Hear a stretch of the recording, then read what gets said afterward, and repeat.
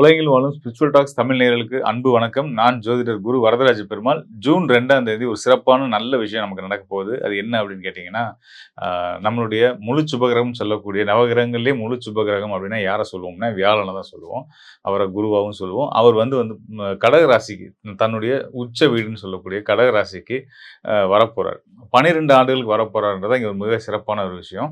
எப்பயுமே வந்து பார்த்தீங்கன்னா, குரு வந்து தன்னுடைய சுழற்சிய முடிச்சு ஒரு இருந்த ராசிக்கு திரும்ப வரதுக்கு 12 ஆண்டுகள் எடுத்துக்குவார். அந்த வகையில கடக ராசிக்கு மீண்டும் 12 ஆண்டுகளுக்கு பிறகு ஜூன் 2ஆம் தேதி வந்து அமரப் போறார். ஓராண்டு அங்க இருக்க போறார். அங்க இருந்து கண்டிப்பான முறையில அவர் சுபகிரகம் தானே. அதனால ஒவ்வொரு ராசிக்காரர்களுக்குமே அவர் யோக பலன்கள மட்டுமே குடுக்கப் போறார். உலகத்துக்கே நல்ல நிம்மதியும், சந்தோஷமும், பொருளாதார நிலை இப்ப சமீப காலங்கள்ல பார்த்தீங்கன்னா, போர் பிரச்சனைகள், அப்புறம் இந்த வைரஸ் இன்ஃபெக்ஷன் இந்த மாதிரியான நிறைய அனாவசியமான சங்கடங்கள்லாம் மக்கள் ஃபேஸ் பண்ணிட்டு இருக்காங்க. விலைவாசி உயர்வு இப்ப அரசாங்கங்களுக்குமே நிறைய நெருக்கடிகள் இதெல்லாம் நடந்துட்டு இருக்கு இல்லையா?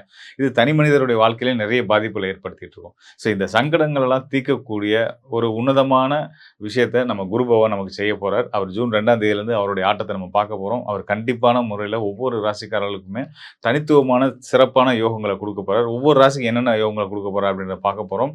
குறிப்பா மேஷம் முதல் மீனம் வரையான 12 ராசிக்காரர்களுக்கும் உங்களுக்கான என்ன யோகம், இந்த குருவுடைய பயிற்சியினால என்ன யோகம் நமக்கு கிடைக்க போகுது அப்படின்றத நீங்க தெரிஞ்சுக்க போறீங்க. தொடர்ந்து காணொளிய பாருங்க. நிச்சயமா உங்களுக்கு பயனுள்ளதா இருக்கும்.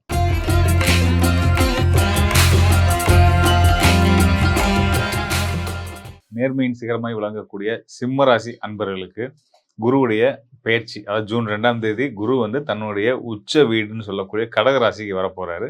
ஸோ கடக ராசியிலேருந்து நம்ம என்ன பார்த்துட்டு இருக்கோம் அப்படின்னு பார்த்தீங்கன்னா, ஒவ்வொரு ராசிக்கும் குரு என்ன விதமான யோகங்கள குடுக்க போறாரு அப்படின்றத பார்த்துட்டு இருக்கோம். ஸோ அந்த வகையில சிம்ம ராசிக்காரர்களான உங்களுக்கு குரு பகவான் உங்களுடைய ராசிக்கு யோகஸ்தானத்து அதிபதியான யோகாதிபதின்னு சொல்லக்கூடிய உங்களுடைய குலதெய்வத்த குறிக்கக்கூடிய அதிபதி யாருன்னு கேட்டீங்கன்னா, குரு பகவான் தான். அந்த குருவுடைய நிலை என்னவா இருக்கு?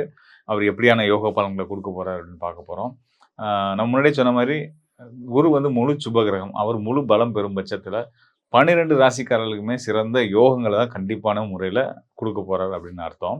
ஸோ அந்த வகையில வந்து உங்க ராசிக்கு ஒரு யோகாதிபதி, உங்க சிம்ம ராசிக்கு முழு நட்பு கிரகம் அப்படின்னு பார்த்தீங்கன்னா, வியாழன தான் நம்ம சொல்லணும். அதாவது குரு பகவான் தான் சொல்லணும்.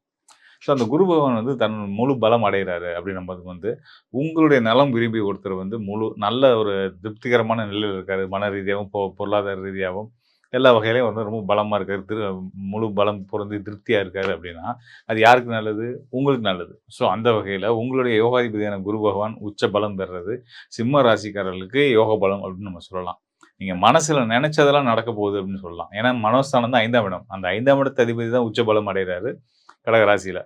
ஸோ அப்படின்னும்போது நீங்க என்னென்ன விரும்புனீங்களோ, இதுநாள் வரைக்கும் யோசிச்சிருந்தீங்களே, இதெல்லாம் செய்யணும், இதெல்லாம் கிடைச்சா நல்லாருக்கும், அப்படின்ற மாதிரியான ஒரு விருப்பங்கள், ஆசைகள் வந்து எல்லாத்துக்கும் இருக்கிறது தான் பொதுவானது தான். ஸோ அது எல்லாமே வந்து எதுவாயினும் நல்ல விஷயங்களா நீங்க யோசிச்சிருக்கக்கூடிய எல்லா விஷயங்களும் கண்டிப்பான முறையில 100% நடக்க போகுது அப்படின்றத நீங்க தெரிஞ்சுக்கங்க. அதுபோக வந்து சிம்ம ராசிக்காரர்களுக்கு எப்பயுமே வந்து, நான் இருக்கிற இடத்துல நான் தான் ராஜா அப்படின்ற ஒரு அ அந்த அந்த ஒரு மனநிலையில இருப்பாங்க. அத வந்து மத்தவங்களுக்கு தான் வந்து ஒரு மாரி வியர்டா தெரியும். ஆனா, அது அவங்களோட இயல்பு. சிம்ம ராசிக்காரர்களோட இயல்பு. இயல்பாவே வந்து இந்த ஒரு ஆட்டிட்யூட் அவங்கள்ட்ட நிச்சயமா இருக்கும். அது அவங்களுக்கு தெரியாது. நான் நார்மலா தானே இருக்கேன் அப்படின்ற மாரி தான் அவங்க இருப்பாங்க. ஸோ அந்த வகையில வந்து உங்கள் ராசிக்கு மனோஸ்தானத்துக்கு அதிபதியான குரு பகவான், அவர் உச்ச பலம் அடைகிறது மனசுல நீங்க என்ன நெனைச்சாலும் நடக்க போகுதுன்றதுக்கான ஒரு முதல் அடையாளமா நம்ம தெரிஞ்சுக்கலாம். அவர் எங்க அமர்றாரு அப்படின்னா, ராசிக்கு 12ஆம் இடம். 12ஆம் இடம் அப்படின்றது ஒரு மறைவு ஸ்தானம். ஒரு மறைவு ஸ்தானத்துல போய் நமக்கான யோகத்த செய்றவர், நல்லது செய்றவர் போய் மறையிறாரே, இது எப்படிங்க யோகமாகும்? நீங்க கேட்கிற கேள்வி எனக்கு தெரியுது. நான் இதுக்கான ஒரு ஒரு பதில் நான் வச்சிருக்கிறேன். என்ன விஷயம்னு கேட்டீங்கன்னா, ஜோதிட விதிவிலக்குகள் தான். விதி மட்டும் நம்ம பார்க்க முடியாது ஜோதிடத்த பொறுத்தவரைக்கும். விதிவிலக்குகளுக்கு நம்ம முக்கியத்துவம் குடுக்கணும் இல்லையா? ஸோ அந்த வகையில குரு பகவான் 12ஆம் இடத்துல அமர்றது இன்னும் ரொம்ப சிறப்பு. நம்ம சிம்ம ராசிக்காரர்களுக்கு. ஏன்னு கேட்டீங்க அப்படின்னா, அவரு 5ஆம் இடத்துக்கு மட்டும் அதிபதி கிடையாது. யோகஸ்தானத்துக்கு மட்டும் அதிபதி கிடையாது. அஷ்டமஸ்தானம்ன்றது 8ஆம் இடத்துக்கும் அதிபதி அவர்தான். ஸோ 8ஆம் இடத்து அதிபதியா வந்து 12ஆம் இடமான கடக ராசியில இன்னொரு மறைவு, அதாவது 8ஆம் இடம்ன்றது ஒரு மறைவு ஸ்தானம், அசுபஸ்தானம். 12ஆம் இடம்ன்றது ஒரு மறைவு ஸ்தானம், அசுபஸ்தானம். ஸோ அங்க வந்து அப்ப 8ஆம் இடத்துக்குரிய அசுபஸ்தான அதிபதி என்ற விதியில குரு பகவான் வந்து 12ஆம் இடமான இன்னொரு மறைவு ஸ்தானம், அசுபஸ்தானத்துல அமரும் பட்சத்துல கெட்ட கிரகம் கெட்டுருச்சு. அதனால ராஜயோகம் அப்படின்னு சொல்லலாம். கெட்டவன் கெட்டிடில் கிட்டிடும் ராஜயோகம்ன்ற அடிப்படையிலயும் குரு பகவான் உங்களுக்கு நல்லது செய்வாரு. உங்களுடைய யோகஸ்தானத்து அதிபதியா வந்து மனோஸ்தானத்து அதிபதியா வந்து பூர்வ புண்ணிய ஸ்தான அதிபதியா குலதெய்வத்த குறிக்கிறவரா வந்து அவர் உச்சம் பெறதுனால உங்களுக்கு நல்லது நடக்க போகுது. இப்ப இந்த 8, 12 தொடர்பு, அதாவது 8ஆம் இடத்து அதிபதி 12ஆம் இடத்துக்கு வர்றதுனால என்ன நடக்கும் அப்படின்னு கேட்டீங்கன்னா, நீங்க விரும்பினாலும் விரும்பலைனாலும் வெளி நபர்கள், அதாவது அந்நிய மொழி பேசக்கூடியவங்க, அந்நிய மதத்தை சேர்ந்தவங்க, வெளி மாவட்டத்த, நாட்ட சேர்ந்தவங்க மூலியமாலாம் அவங்க தொடர்புகள் ஏற்பட்டு, உங்களுக்கு அதன் மூலியமா பல நல்ல விஷயங்கள் நடக்க போகுது. உங்களுக்கு ஆரம்பத்தில வேணா, நம்ம இதுக்காக அந்த ஊருக்கு போணுமா? அவைங்க கூட பழகணுமா? அந்த மனிதரோட பழகணுமா? இப்படின்ற ஒரு சங்கடங்களோ, வருத்தங்களோ, நம்ம இருக்கிற இடத்த விட்டு போக வேண்டிய சூழ்நிலை வருது என்ற ஒரு வருத்தம் இருக்கலாம். ஆனா, இடமாற்றத்த குரு பகவான் குடுக்குறதுக்கு ரெடியா தான் இருக்காரு. அத நீங்க சந்தோஷமா எடுத்துக்கிறது தான் என்னைய பொறுத்தவரைக்கும் நல்லது. அத நீங்க எடுத்துக்கிட்டீங்கன்னா, அதற்கு பிறகான வளர்ச்சி அப்படின்றது ஜெட் வேகத்தில இருக்கும். வேற லெவல்ல பல முன்னேற்றங்கள நம்ம இத முன்னாடியே செய்யாம விட்டோமோன்னு நீங்க யோசிக்கிற அளவுக்கு உங்களுக்கான சிந்தனைய கொண்டு வந்துரும். அதனால வந்து உங்களுக்கு இந்த குரு பகவான் பெயர்ச்சியாகி ஜூன் 2ஆம் தேதி வந்த பின்னாடி கடகராசிக்கு வந்த பின்னாடி நிச்சயமா தொழில் சார்ந்த, இருப்பிடம் சார்ந்த மாற்றங்கள்ன்றதுக்கான வாய்ப்பு நெறையா இருக்கு.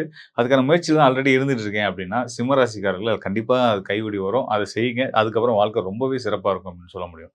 அது மட்டும் இல்லாம இன்னொரு முக்கியமான விஷயம் இருக்குங்க. அதாவது உங்க ராசிக்கு அட் அ எட் 8ஆம் இடத்துல சனி பகவான் இருக்காரு. அஷ்டம சனி. அஷ்டம சனி வந்து சொல்லனா தொந்தரவுகள குடுக்குமே, அது பத்தி ஒண்ணும் சொல்லாம இருக்கனேன்னு நெனைக்காதீங்க. அது தொந்தரவு குடுக்காது. அஷ்டமஸ்தானம்ன்றது உங்களுக்கு வந்து பார்த்தீங்கன்னா, உங்களுடைய ராசிக்கு 8ஆம் இடம் சொல்லக்கூடியது வந்து குருவுடைய மீன ராசி. அந்த மீன ராசிங்கிற குரு தான் உங்களுக்கு யோகாதிபதி. அதனால உங்களுடைய யோகாதிபதியோட இன்னொரு வீடான 8ஆம் வீட்ல சனி பகவான் இருக்கனால, அந்த சனி கெட்டது செய்யாது. 2வது வந்து சனி இருக்கக்கூடிய அந்த மீன ராசின்றது சுப கிரகத்தோட வீடு. சுபத்துவ தன்மை வந்துரும். அப்ப சனிக்கும் அந்த சுபத்துவ தன்மை வந்துரும். இயற்கை பகைகள் அதாவது இயற்கை அசுபரா சனி இருந்தா கூட, அவருக்கே ஒரு சுபத்துவ தன்மைய குடுத்துரும் இல்லையா? அந்த குருவுடைய வீடு. அந்த இத செஞ்சுரும். குருவுடைய வீட்ல இருக்கிறதுனாலயே சனிக்கு சுபத்துவ தன்மை வந்துருமா? அப்டின்னா, அது வந்துரும். அத தாண்டி இன்னொரு முக்கியமான விஷயம் இருக்கு. உங்க ராசிக்கு 12ஆம் இடத்துல அமரக்கூடிய குரு பகவானுடைய 9ஆம் பார்வை சனிக்கு கிடைக்க போகுது. அடுத்து வரக்கூடிய ஓராண்டுகளுக்கு கிடைக்க போகுது. அந்த ஓராண்டு முழுமையா சனியாலயும் உங்களுக்கு சிறப்பான யோகங்கள் தான் இருக்கு. அதனால அஷ்டம சனிய நெனச்சு சிம்ம ராசிக்காரர்கள் மனக்கலக்கம் அடைய வேண்டிய அவசியமே கிடையாது. சனி உங்களுக்கு தொந்தரவே செய்யாது. இதையும் தாண்டி சில காரணங்கள்னால உங்களுக்கு தொந்தரவுகள் இருக்குன்னா, உங்களுடைய சுய ஜாதகத்துல சனியோட நிலை, இல்ல தசாபுத்திகள் இதெல்லாம் பிரச்சனைகள் இருக்கலாம். அத நம்ம பின்னாடி என்னன்னு பார்க்கலாம். குரு அருளால, குரு அருளால, கோச்சார சனி உங்களுக்கு தொந்தரவு பண்ணாது. அஷ்டம சனி தொந்தரவு பண்ணாது. சொல்லப்போனா யோக பலன தான் குடுக்கும். பொருளாதார ரீதியா, தொழில் ரீதியா, குடும்ப ரீதியா எல்லா வகையிலும் நல்ல மாற்றங்கள வாழ்க்கையில உங்களுக்கு ஏற்படுத்த போறார். ஜூன் 2ஆம் தேதிக்கு மேல இருந்து கண்டிப்பான முறையில இத நீங்க ஃபீல் பண்ண தான் போறீங்க. மகிழ்ந்திருங்க, சந்தோஷமா இருங்க. இப்ப பார்த்தீங்க அப்டின்னா வந்து, குரு வந்து ஒரு உச்ச நிலைக்கு வரதுனால, ஒரு நல்ல நிலைக்கு வரதுனால, உலகத்துக்கே நல்லது நம்ம முன்னாடி சொல்லியிருந்த மாதிரி, ஒவ்வொரு ராசிக்காரர்களுக்குமே எவ்வளோ சிறப்புகள குடுக்க போகுது அப்டின்றத நம்ம பார்த்துட்டு வந்துட்டுருக்கோம். அந்த வகையில வந்து முதல்ல வந்து நம்ம குருவுடைய தன்மைய முழுமையா புரிஞ்சுக்கணும். குரு யாரு? அவரு வந்து நவகிரகங்கள்ல அவருடைய ரோல் என்ன? இதெல்லாம் நம்ம பார்க்கணும். இப்போ இன்னைக்கு மாடர்ன் சயின்ஸ் சொல்லக்கூடிய விஷயம் என்னன்னு பார்த்தீங்க அப்டின்னா வந்து, ஜூபிட்டர் இல்ல அப்டின்னா, இங்க பூமி இல்ல அப்டின்னு சொல்றாங்க. காரணம் என்னவா சொல்றாங்கன்னா, எப்பயுமே பூமிய நோக்கி நம்மள வாழக்கூடிய இந்த பூமிய நோக்கி நெறைய விண்கற்கள், எரிகற்கள்லாம் வந்துகிட்டே இருக்குமாம். அதெல்லாம் தன்னுடைய கிராவிட்டி பலத்தினால தன் பக்கம் ஈர்த்துக்கும் அப்படின்னு சொல்றாங்க இல்லையா? அதுதான் வந்து நம்ம ஜோதிடத்திலுமே நம்ம சொல்றோம். அதாவது குரு பகவான் வந்து பார்த்தீங்கன்னா, அவருடைய பார்வையினால நமக்கு வரக்கூடிய கஷ்டங்கள அவர் விலக்கிருவாரு. நமக்கு எந்த தொந்தரவு இல்லாம நம்ம பார்த்துப்பாரு நம்ம சொல்றோம் இல்லையா? அதேதான். ஏன்னா குரு வந்து இங்க நமக்கு வந்து அவருடைய பார்வை அப்படின்னு நம்ம சொல்றது அவருடைய கதிர்வீச்சு. ஜூபிட்டருடைய கதிர்வீச்சுகள் வந்து நமக்கு நம்மளுடைய ராசி மண்டலம் இருக்கு இல்லையா? இதுல ஒரு சரியான இடங்கள்ல கிடைக்கும்போது நல்ல பலன்கள செய்வார். குரு இருக்கிறனால தான் இந்த பூமியில மண்ல உயிர்கள் வாழ்றாங்க. நம்மளும் நிம்மதியா சந்தோஷமா வாழ்ந்துட்டு இருக்கோம். அப்படிப்பட்ட நன்மைகள செய்யக்கூடிய, சிறப்புகள செய்யக்கூடிய குரு பகவான் தன்னுடைய உச்ச வீடுன்னு நம்ம சித்தநாதர்கள் குடுத்துருக்காங்க. இவர் வந்து இந்த இடத்துல வந்து நல்ல முழு பலம் பெறுவாரு. இந்த கிரகம் முழு பலத்தோட இருக்கும். இந்த இடத்துக்கு சூரியன் வந்து மேஷத்துக்கு சூரியன் வந்து அவர் முழு பலத்துல இருப்பாரு. மீனத்துல சுக்கிரன் வந்து அவர் முழு பலத்துல இருக்காரு. இப்படிலாம் சொல்லுவாங்களே, அது மாரி குரு வந்து உச்ச பலம் அடைறதா கடக ராசிய சொல்றாங்க. அப்ப கடக ராசி மண்டலத்துக்குள்ள குரு பகவான் வந்த பின்னாடி, அவரு முழு சுப கிரகமா இருக்கிற பட்சத்துல எல்லாருக்குமே நல்லது. உலகத்துக்கே நல்லது. உலகத்துக்கே நல்லது மீன்ஸ் வந்து, அ இனி இந்த உலகத்துல அனாவசியமான இயற்கை பேரிடர்களோ, சீற்றங்களோ இந்த போர் சம்பந்தமான பிரச்சனைகளோ, இந்த மாரி எந்த ஒரு அரசர்களுக்குள்ள அந்த அரசர்கள் மீன்ஸ் வந்து இன்னைக்கு நாட்ட ஆளக்கூடிய தலைவர்கள் தான் வந்து சொல்லணும். அமெரிக்க அதிபர் ஆகட்டும், இஸ்ரேல் அதிபர்களாகட்டும், இந்த மாரி பல நாடுகளோட அதிபர்கள் ஒருத்தர் ஒருத்தர் வந்து சண்டை போட்டுக்கிறது, வச்சுக்கிறது இந்த மாரி பிரச்சனைகள்லாம் இருக்கு இல்லையா? இதெல்லாம் உங்க மனசுலலாம் கூட ஒரு நிதானமும், சந்தோஷமும், ஒரு சாந்தமும் வந்து அவங்களும் வந்து தன்னுடைய அந்த போர் குணத்தெல்லாம் குறைச்சுக்கிட்டு மனிதாபிமானம் கொஞ்சம் மேலோங்கி இருக்கும் அப்படின்றத நம்ம தெரிஞ்சுக்கலாம். இவ்வளோ சிறப்புகள செய்யக்கூடிய குரு பகவான் ஒவ்வொரு ராசிக்காரர்களுக்குமே கண்டிப்பான முறையில நம்ம 12 ராசிகள் எந்த ராசியா இருந்தாலும் சரி, லக்னமா இருந்தாலும் சரி, கண்டிப்பா இங்க அடுத்து வரக்கூடிய ஓராண்டு ரொம்ப சிறப்பான காலமா இருக்க போகுது.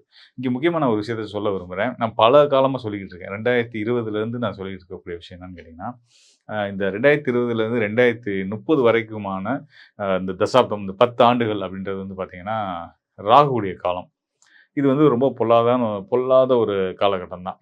இதுல நமக்கு ஒரு நல்ல காலமா நடுவுல வரக்கூடிய ஒரு சில காலங்கள் இருக்கு. அது வந்து குறிப்பா வந்து இப்ப 2025 ஓரளவுக்கு நல்ல ஆண்டுன்னு தான் நம்ம சொல்லணும். இப்ப 2026மே நமக்கு வந்து இப்ப இனிமே 2026லேருந்து 27 வரைக்குமான இந்த காலம் வந்து குருவுடைய காலம் வந்து ரொம்ப சிறப்பாவே இருக்க போகுது. குருவுடைய அருளால சிறப்பா இருக்க போகுது. இவ்வளோ சிக்கலான இந்த தசாப்தத்துக்குள்ள இந்த ஓராண்டு ரொம்ப சிறப்பா இருக்க போகுது. எல்லா சங்கடங்களையும் நிவர்த்தி பண்ணி விலக்கிட்டு, நாம ஒரு நிம்மதியான வாழ்க்கை சூழல வாழ்றதுக்கு, பொருளாதாரத்த சரியா நம்ம வளர்த்துக்கிறதுக்கான வாய்ப்புகள் எல்லாம் குரு பகவான் குடுக்க போறாரு.